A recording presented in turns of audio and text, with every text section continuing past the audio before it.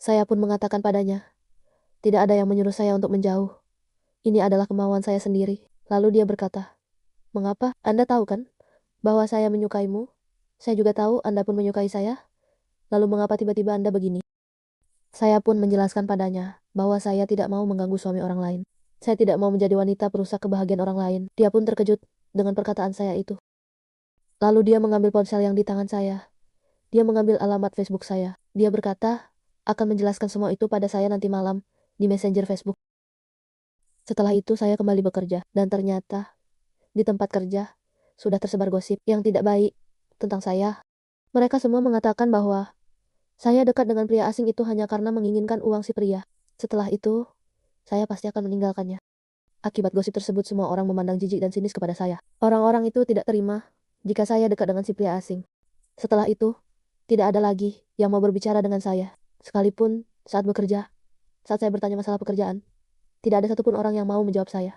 Gosip itu semakin kuat setelah mereka semua melihat si pria berdiri dan menatapku di tangga. Dan ternyata, saat saya dan si pria berbicara pagi ini, ada yang melihat kami. Lalu seseorang itu memberitahu semua karyawan di tempat kerja. Mereka semua semakin membenciku. Setelah kembali ke rumah, ternyata pria itu sudah mengirim banyak sekali pesan ke Messenger Facebook saya.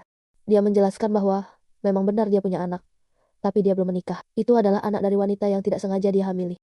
Dia bercerita, 1 tahun lalu dia mengambil cuti kerja dan kembali ke negaranya. Lalu keluarga besarnya mengadakan acara pesta besar, dan malam itu dia sangat mabuk. Dia bahkan tidak ingat kejadian waktu dia ke hotel bersama wanita. Dia juga mengatakan bahwa wanita itu yang membayar hotel tersebut, dan hal seperti itu normal terjadi di negaranya. Dia juga berkata, tidak punya hubungan dengan ibu dari anak itu. Hanya saja malam itu mereka sangat mabuk, dan terjadilah hal itu.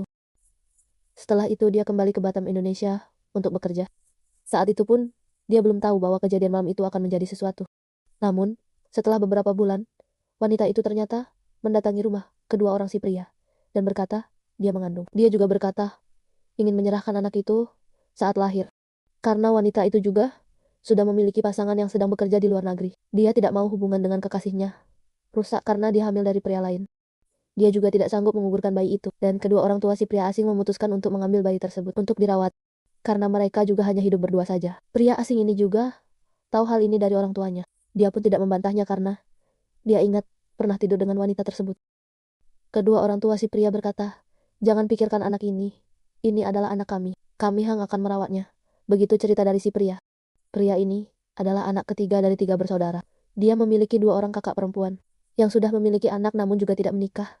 Di sana hal itu sangat lumrah. Meskipun mereka tidak menikah, tapi mereka hidup bersama dan membesarkan